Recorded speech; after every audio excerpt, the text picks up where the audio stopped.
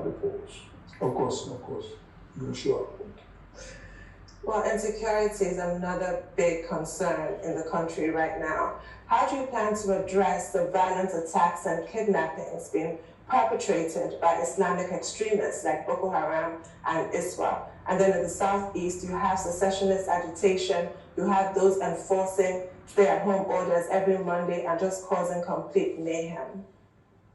I think first and foremost, you have to give every part of this country a sense of belonging, because there have been exclusion, to some parts, of this country. Like, I think 2 nights ago, I was arguing before a very, very top government official. I said, how come, which is a common knowledge to most of the media houses, we have 17 security outfits in this country, and all of them being headed, by one section of the country. That's a very, very serious imbalance. So how are you now going to expect, people not to protest or to rise? And then, of course, secondly, there is insufficient number of law enforcement agencies or agents on the streets. There's insufficient number of policemen on the streets. I'll give you an example. Egypt has a population of about 80 million. They have more than 2 million policemen on the streets. Here we are, Nigeria, we have over 200 million people, population, and less than 300,000 policemen on the streets.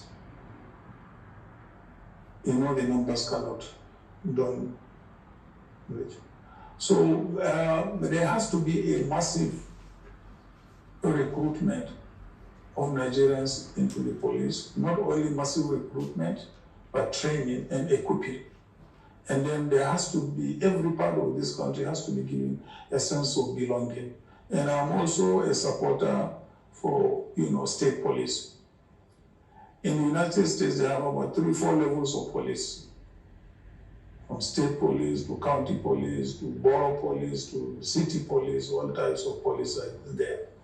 We need to review that in our constitution and make sure that we provide for levels of police and the various parts of the states or the country.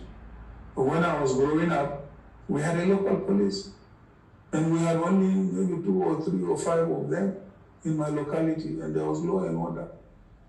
But here we are with the Nigeria police, and this same police, you recall, have been deployed, or our own security services have been deployed in Sierra Leone, in Liberia, in other parts of West Africa, and even in other parts of the world. But because they were fully equipped and well trained by the international organizations, they performed extremely well. So, first of all, there should be this centralization of the police. And then, of course, there must be an increase in the number of policemen on the streets. And then thirdly, they must be well trained and well equipped to deal with our security challenges.